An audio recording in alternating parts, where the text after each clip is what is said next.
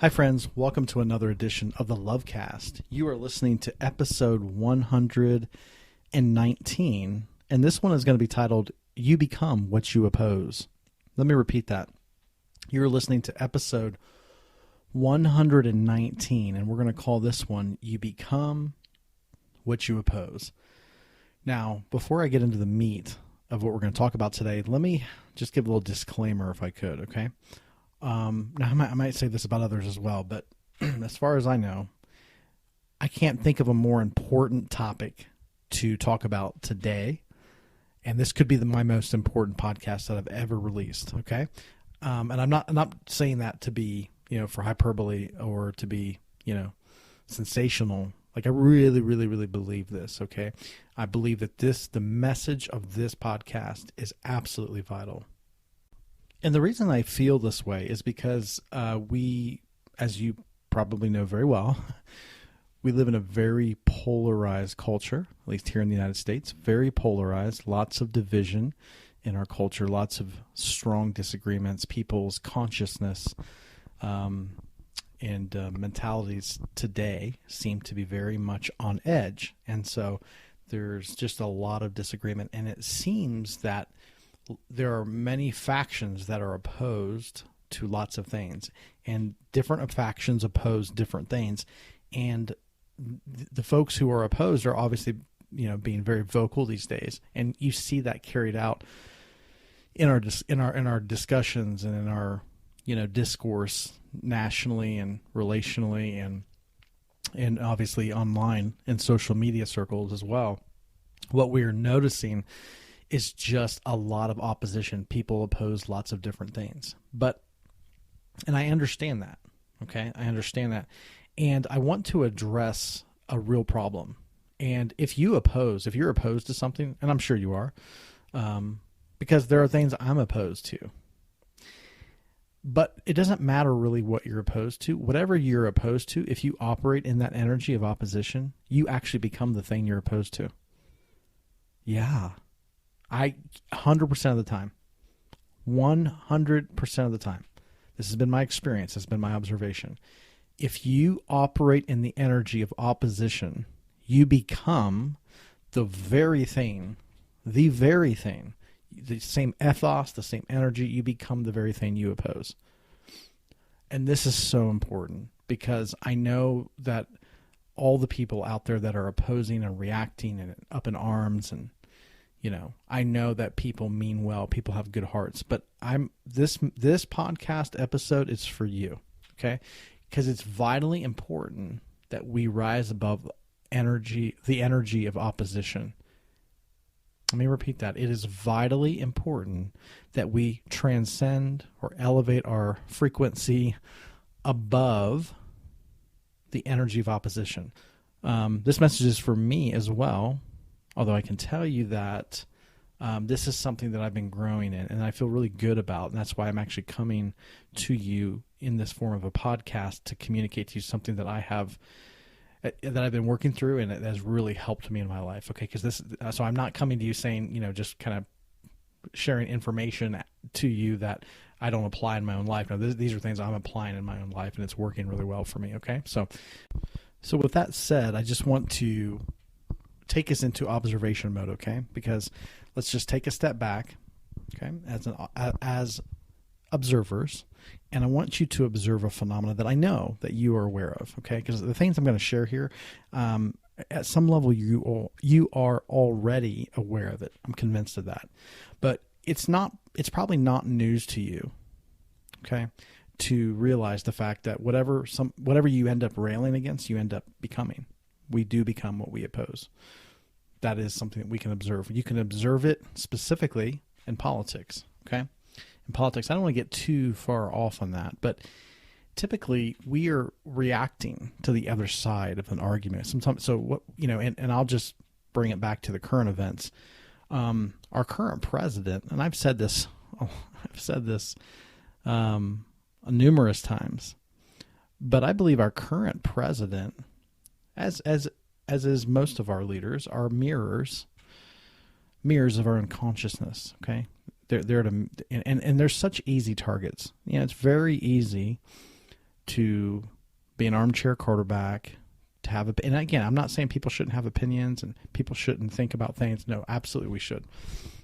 But it's also very easy to sit back and use our current president, who tends to be somebody who's loud and boisterous and vocal of his critics, and will tend to be very make dogmatic statements, make very personal, like they'll suggest very negative things about his opponents personally, will be very quick to tear somebody down, to lash out. I mean, I'm not saying anything groundbreaking. Whether you support the president or opposed to his political stances, it doesn't matter. I've talked to people who are ardent supporters of the president, that they support him very much, and they'll tell you the same thing. Yeah, he's brash. Yeah, he's, he has a temper, and he runs by ego. And I mean, it's not, if they're being honest, and I've talked to many, if they're honest, they say, yeah, it's distasteful, but we support the president because blah, blah, blah. But they can recognize that this is somebody that's bombastic or brash or whatever. Okay. That's not news to anybody.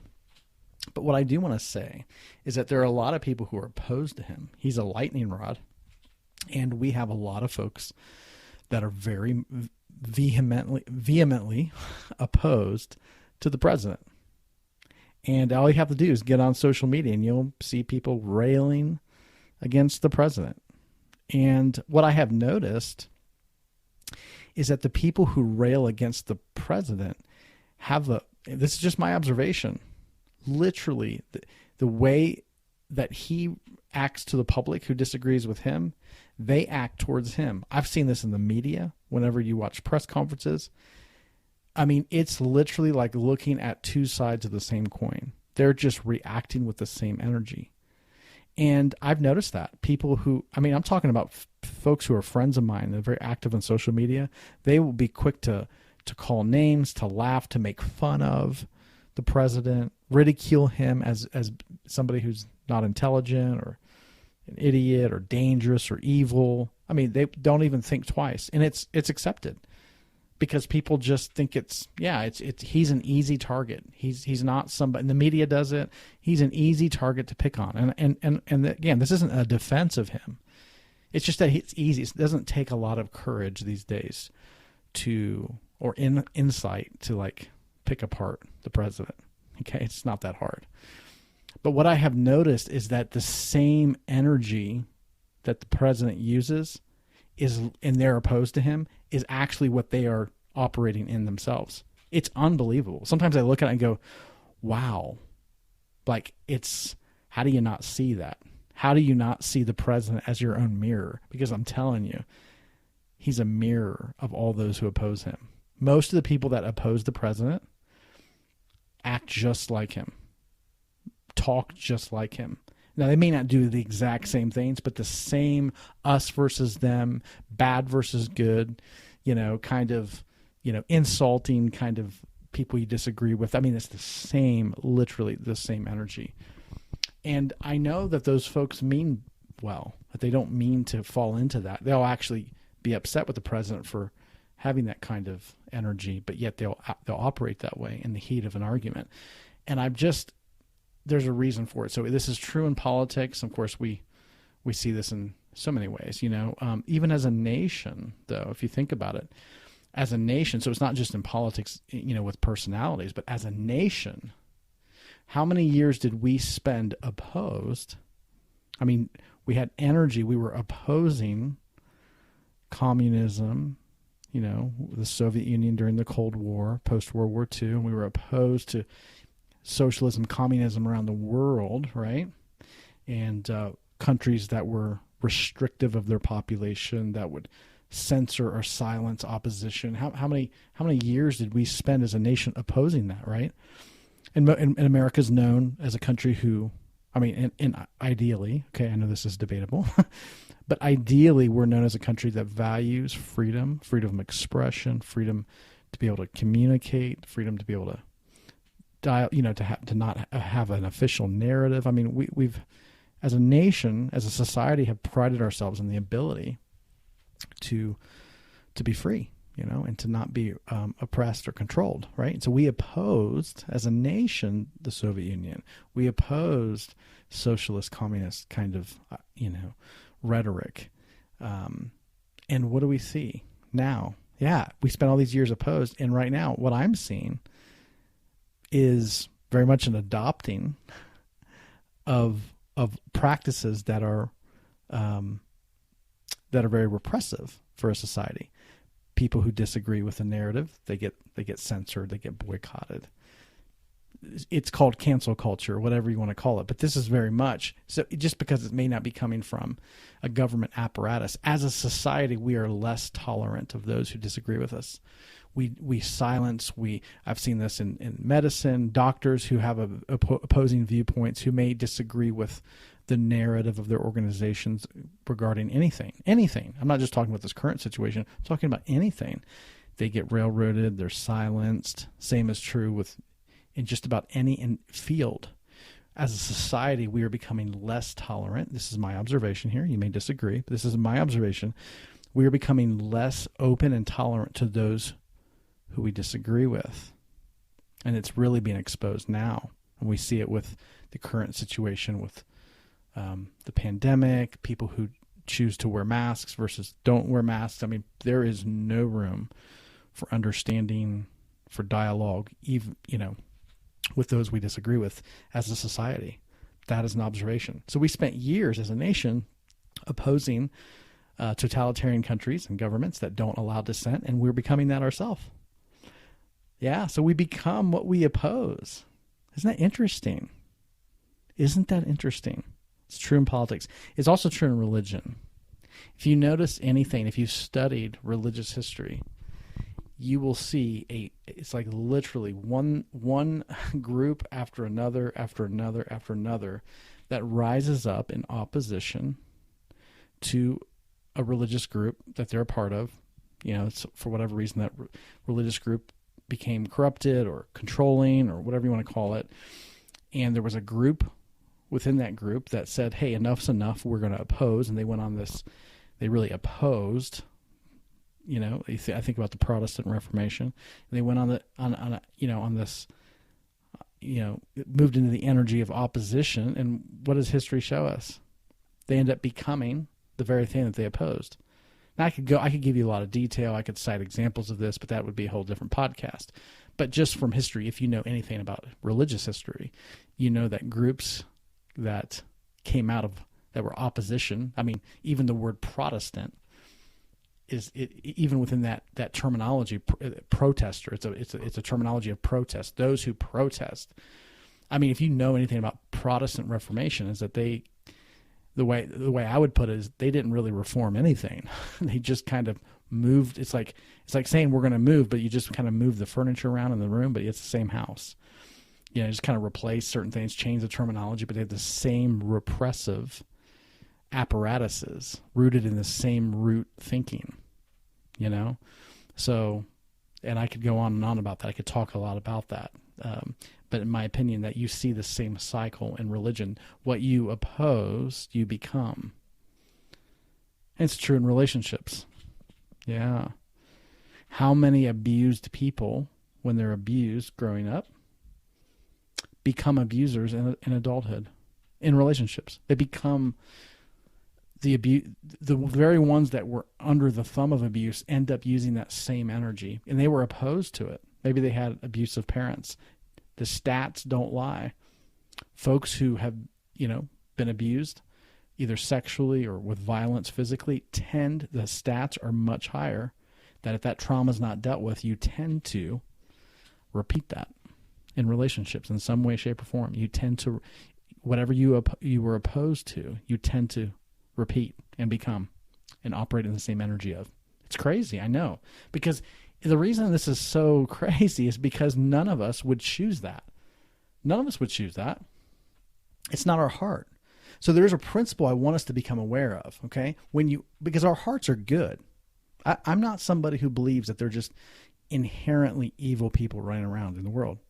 Now, don't get me wrong. There are lots of people today, and we're hearing about it. We're going to hear more about it in the days to come. Lots of people in positions of authority, that are doing unthinkable things, and have been for a long time, have been doing unthinkable things. This is not news to anybody who's aware. Okay, it's been going on. There's a lot of evil going on at high levels of our society, at every facet. Okay, but this is nothing new. So why do we do it? Why does it happen? Because what we oppose, when you operate in the energy of opposition, it has a tendency of overtaking you. You become unconscious to it. Okay? That's why it happens. That's why it repeats. That's why generational cycles of generational trauma tend to repeat from generation to generation to generation. Even though we suffered from that trauma from our previous generation, the things that our parents didn't heal tend to get passed to us. We have been affected by that. But if we don't, become very conscious and heal that trauma, we tend to repeat it and pass it on to our children, and it keeps going on generation to generation. Does this make sense? So we become what we oppose. So the reason for this is not because we're evil, because we have something lacking, that we're inherently defective. No. The reason for this is because of misalignment. Because the things that have happened to us, we end up opposing, operating in the energy of opposition. And so we're opposing the thing that we see out there as being so evil that's causing our suffering. We oppose it.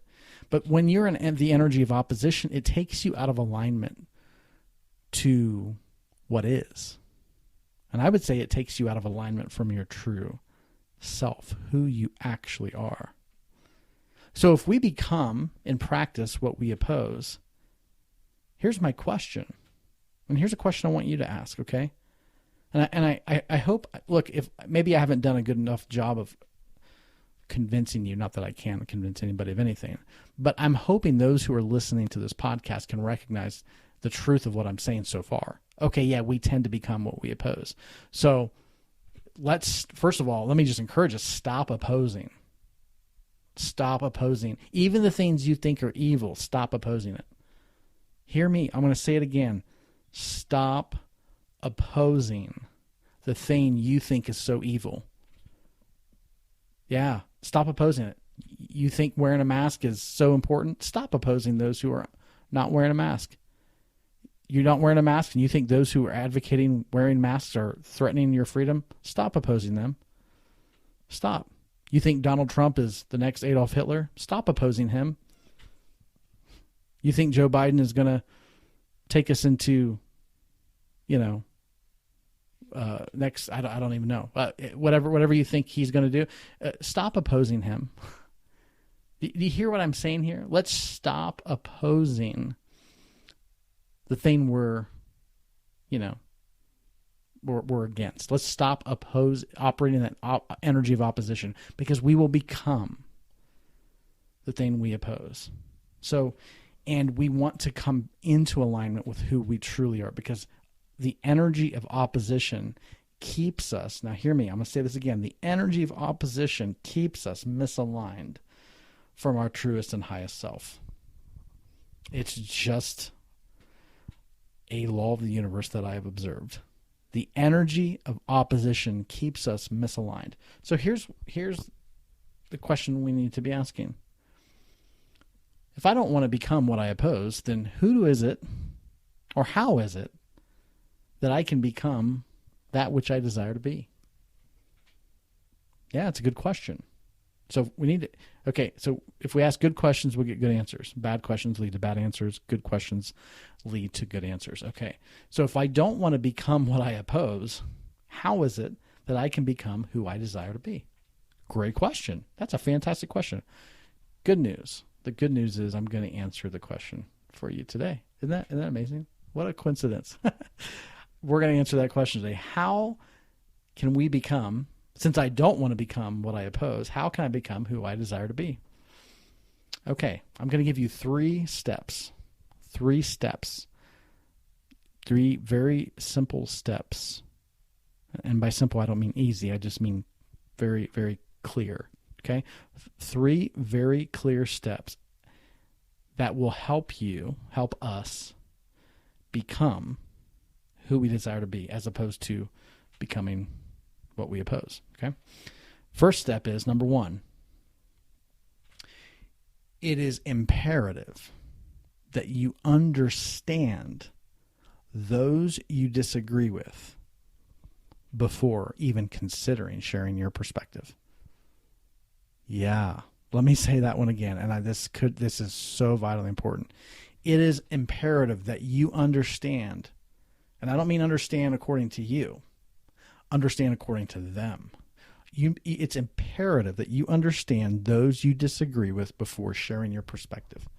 This is vital. I can't tell you how many times I'll share something and somebody will disagree with me, and they will actually disagree with the thing I'm not saying. And then sometimes I'll talk to them. I'll say, hey, I actually didn't say what you think I said. Now, that's what you heard.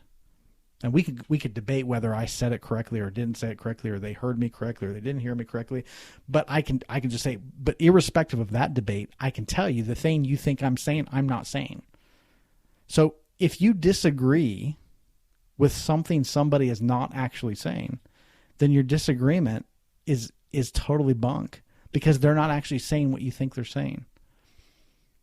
Now, it's another thing if you understand what they're saying and you still disagree. It's a whole other conversation. But most disagreements, and I want you to observe this, most disagreements, whether it's in relationships, politics, online, it's people who are mischaracterizing a position of another person and then reacting to that mischaracterization. They're not actually disagreeing with that person. Yeah. Because if they actually understood what that person was saying, they may not disagree with him. Maybe they would, but they may not. But it's not legitimate to react to something somebody's not saying. You can't actually have a valid disagreement if they're not saying the thing you think they're saying. So what does this mean? As a listener, if you're opposed, now let's just say it's okay to be opposed to certain things. Let's say somebody is sharing they're sharing a position that you disagree with, okay? Step number one is to say, do I understand their perspective? That's the first step. Do I truly understand their perspective? Because if you disagree with them and they're saying, yeah, but I never said that, or that's not what I mean, even though it may sound like that's what they're saying, if you're saying what they're not saying, it's not a valid disagreement. So here's what I have found to be extremely effective. This is I hope you'll listen to this. Please, this is so important. I hope you'll listen to this. Here's a very easy step that you can take to make sure that you understand the person you disagree with. You can simply state to them, I want to make sure I understand your view. And then you repeat their view, what you think their view is. You repeat it back to them. You say, okay, here's what I think you're saying. Here's what it sounds to me like you're saying. Tell me if I'm wrong. And you repeat their view back to you. And if they say, no, that's not what I'm saying, you have not understood their position. Therefore, you are not qualified to disagree with somebody. You don't understand what they're saying. Step one is understand what they're saying before you disagree. Most people aren't even in understanding. So you can't actually have a constructive dialogue if you don't even know what the person's saying. Because again, we all hear through filters. We're all hearing through filters. So a lot of times I'll hear somebody else's argument through my own filter, and then when I repeat back what it sounds like they're saying to them, they'll go, no, that's not what I meant. I go, okay. And then I'll say, well, tell me what you mean again. And of course they'll repeat it. And then I'll say, and then I'll repeat it back to them. Is this what you're saying? And they'll go, if the other person who I'm disagreeing with says, yes, that's what I'm saying, now I have. That doesn't mean you have to agree with it. It just means you understand what they're saying. Now you are in a much better place to start becoming who you desire to be, because you become a person of understanding, not somebody who just reacts. You actually understand the person you disagree with. That is extremely rare today, but it is vitally important that you understand correctly those you disagree with. And how you may think you understand, but if you repeat back what you think they're saying and they say, no, that's not what I'm saying, then you have not understood. The burden of proof is always on the hearer to hear correctly. I always tell this, if you're a listener to an argument, the burden of proof is on you to understand correctly. And if you're communicating something, the burden of proof is on you to communicate it. Again, that's what you have control over. If I'm a communicator, I have control over how I communicate. If you're a listener, you have control over how you listen. Okay, so if you're hearing an argument that you're opposed to, make sure you understand where they're coming from accurately so that they would actually say, yes, you have understood my position. Step number one, it's vitally important, okay? So people just want to disagree before they even get to understanding, and you can't disagree because you may not even be disagreeing with their position. Does that make sense? I can't stress this one enough, okay? Number two, after you have understood their position, you need to take a step back and observe. You need to observe yourself. You need to take a step back and observe yourself. Sometimes you can do this in a conversation, and sometimes it takes more time. You will know what is appropriate. But sometimes you need to take a step back and observe. Even if you do this internally in the middle of a conversation, you need to observe. And you ask this question. A great question that causes observation is, how does this make me feel? How does this make me feel? Oh, this person is advocating that we should not wear masks in public. Okay. Or that we don't need to wear masks in public. Okay. How does that make me feel? So then, of course, first you want to, let's say you're a pro-masker and you feel very strongly that everybody should be wearing a mask, and you come across somebody who doesn't believe that. Step number one is, I need to understand why they feel that way.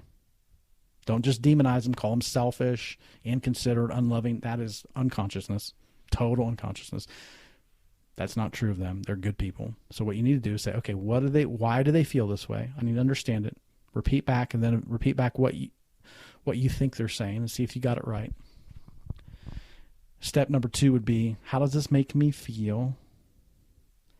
How does this make me feel? Yeah. Okay. And it works vice versa. It doesn't matter what position. I'm just using the mask example as an example. It could be any example. But how does it make me feel? Okay. It makes me feel a little angry. Okay. Makes me feel a little irritated. Okay. A little inconsiderate. Unsafe. Okay. Yeah. It makes me feel okay. Then you just become aware of that. And that which you observe internally, what you're doing is you're taking a step out of it so it's not controlling you. Because the thing you observe, you're no longer controlled by. You may still feel that way, but it's not controlling you. Therefore, when you respond, you're not responding in that unconscious energy. You're observing it.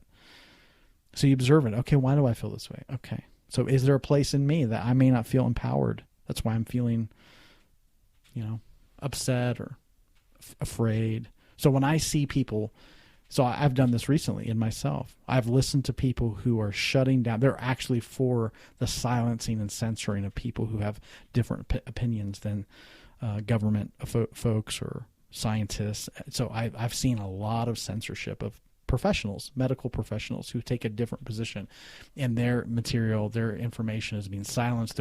Their credibility is being maligned. This is what I've seen. And of course it affects me. So number one, I need to understand, why do people feel so strongly about silencing, or the need? Because I've heard people even advocate, give arguments as to why certain people should be banned and their material should be censored from, Google and YouTube and things like that. So I've had to listen to that and go, okay. Why do people feel that strongly about it? Okay. Let me make sure I understand their argument. Okay. Then I observe it in myself. Wow. Okay. Wow. How does this make me feel? It makes me feel a little bit unsafe. Like it's not, I may not be able to share any opinion or position that goes against popular opinion. Okay. That makes me feel like I don't have a voice. Okay. It makes me feel like I might be a victim. Yeah. Okay. I process that. Where did that come from in me? How long have I felt that way? When's the first time I felt that way? I do my inner work and I process it. And then after I've done that, I then can align. So this part of this aligns. You just come into alignment. You're more in alignment with your true self. And that true self has a perspective. So then I have a perspective. I've processed.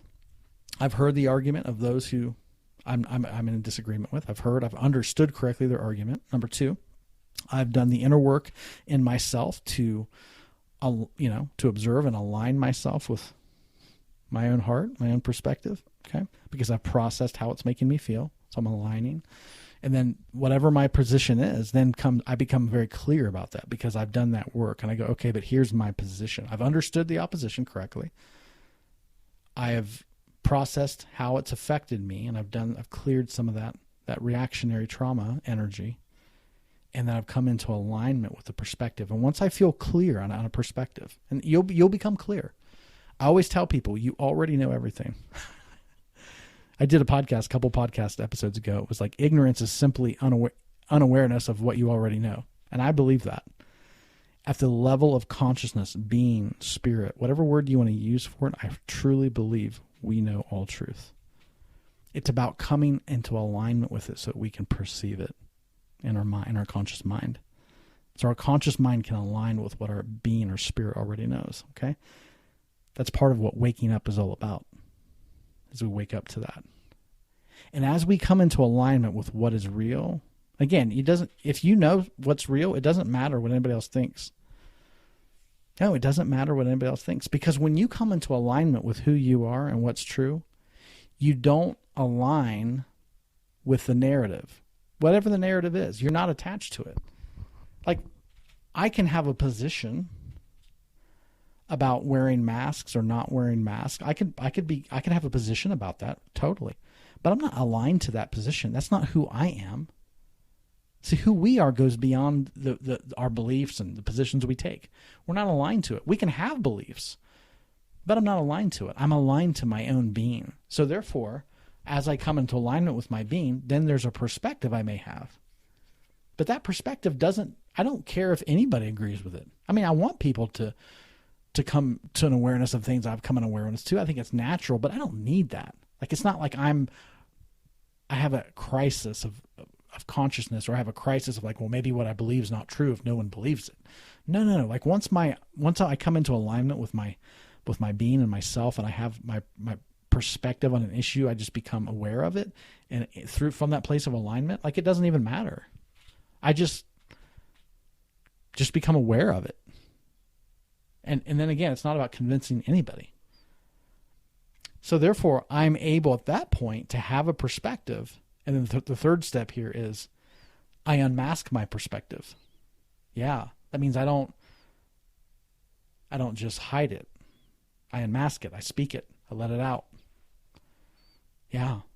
I believe you can make outlandish claims of truth when you are not operating from the energy of opposition. Yeah, let me say that again. I believe we can all make outlandish claims of truth when we are not operating in the energy of opposition. Yeah, we can unmask our perspective and share it. There's no muzzle on us.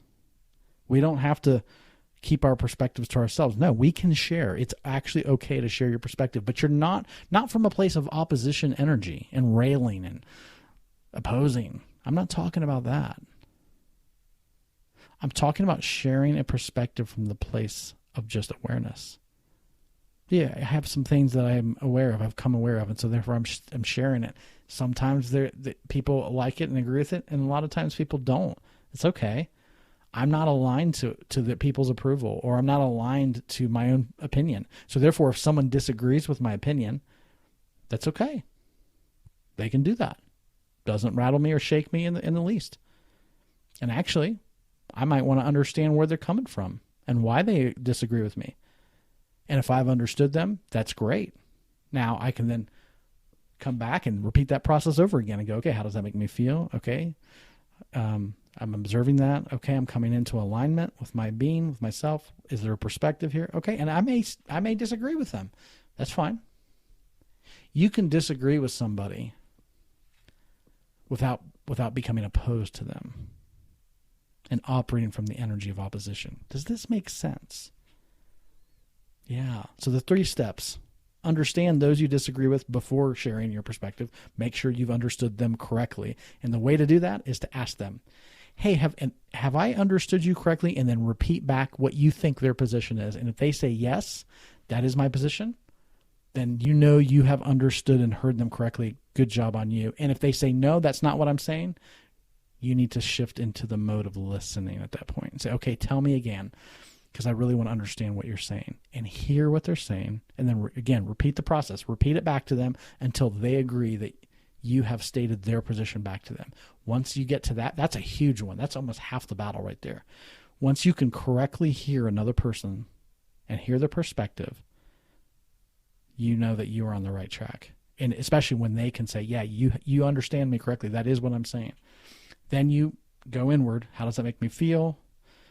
Okay. And then come into alignment, begin to notice what you're feeling deep inside, then realize just start asking the question, becoming aware. What is my perspective here? What is my perspective? Become aware of your perspective. And then when it's coming from a place of peace and you're in alignment with your being, you're not reactive, you can have a position. Again, that position is not you.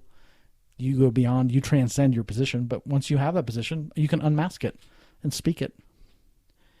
You're not silenced. You can always speak your truth when you're not operating from the place of opposition. You can just state it. People may agree and they may disagree. Okay? This is vitally, vitally important as we move forward in our society and we have conversations with friends and family and loved ones. It's important for our own consciousness and evolution. We do not want to become people who become what we oppose. No, we don't need to become we don't need to be opposed to anything. We simply become people of understanding, people who are doing our inner work, and then people who become awakened and aligned with self. And from that place of self, we have a perspective we can share. That's it. That's it. It's all that matters. I hope this has been helpful, guys. And until next time, I would encourage you to encourage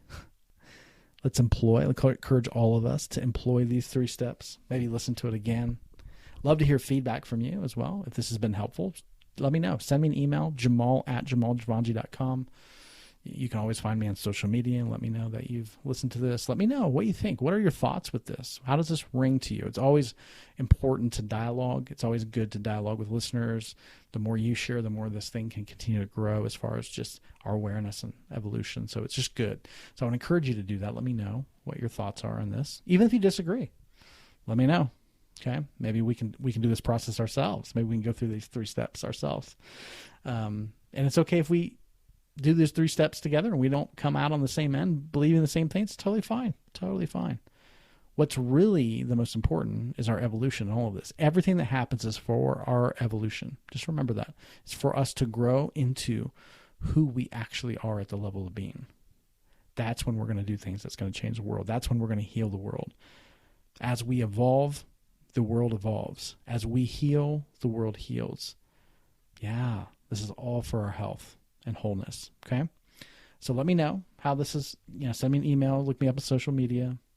Also, if you have not got on my mailing list, go to jamaljavanji.com, scroll to the bottom of that webpage. You can put your email address in there to sign up for the newsletter and click submit. You'll get on that list.